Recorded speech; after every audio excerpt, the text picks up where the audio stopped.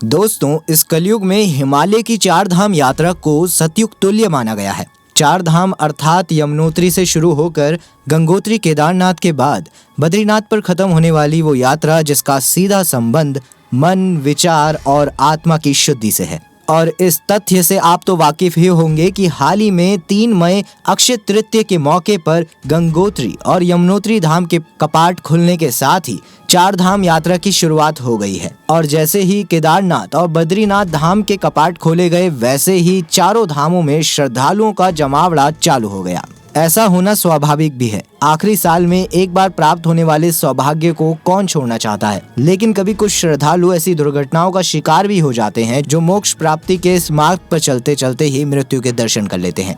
ऐसी घटनाओं के बारे में सुनते ही लोगों के मन में कई सारे सवाल उठते हैं कि कैसे कोई मनुष्य तीर्थ यात्रा पर निकला हुआ मनुष्य सीधा भगवान के पास पहुंच जाता है, और क्या ऐसे मरने वाले लोगों को स्वर्ग की प्राप्ति होती है। तो अगर आप भी इस बारे में जानना चाहते हैं तो वीडियो को अंत तक जरूर देखें।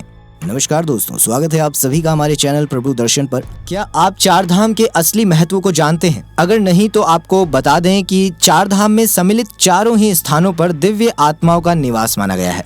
हिंदू धर्म ग्रंथों में इन सब से पवित्र स्थान की उपाधि भी दी गई है। केदारनाथ को जहां भगवान शंकर का आराम करने का स्थान बताया गया है, तो वहीं बद्रीनाथ को सृष्टि का 8वां बैंकुट कहा जाता है।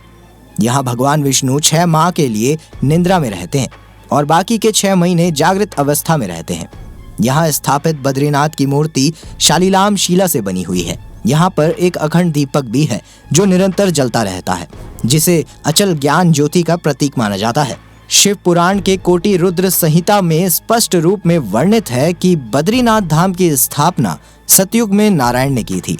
मान्यता तो ये भी है केदारेश्वर ज्योतिर्लिंग के दर्शन के बाद बद्रीनाथ में भगवान नर नारायण के दर्शन करने से मनुष्य के सारे पाप नष्ट हो जाते हैं और वो जीवन मरण की इस प्रक्रिया से मुक्त हो जाता है। केदार घाटी की बात करें तो उसमें 2 पर्वत हैं। पुराणों के अनुसार ये भगवान विष्णु के 24 अवतारों में से एक नर और नारायण की तप भूमि है। पुराणों में लिखा है कि इन दोनों की तपस्या से खुश होकर ही भगवान शिव ने इन्हें दर्शन दिए थे। कहते हैं कि चार धाम यात्रा के दर्शन करने से व्यक्ति के सभी पाप नष्ट हो जाते हैं। साथ ही कहा तो ये भी जाता है कि इस यात्रा में मृत्यु को प्राप्त हो जाना कोई अशुभ नहीं बल्कि एक शुभ संकेत है। तो दोस्तों, अब आपको ये समझ आ गया होगा कि चार धाम की यात्रा करने वालों को हमेशा स्वर्ग की ही प्राप्ति होती है। दोस्तों, कैसी लगी आपको ये वीडियो? अगर आपको वीडियो पसंद आई हो तो वीडियो को लाइक और शेयर जरूर करें। साथ ही हमारे चैनल को सब्सक्राइब भी करें। ऐसी और भी इंटरेस्टिंग वीडियोस के लिए बने रहिए हमारे चैनल प्रभु दर्शन के साथ।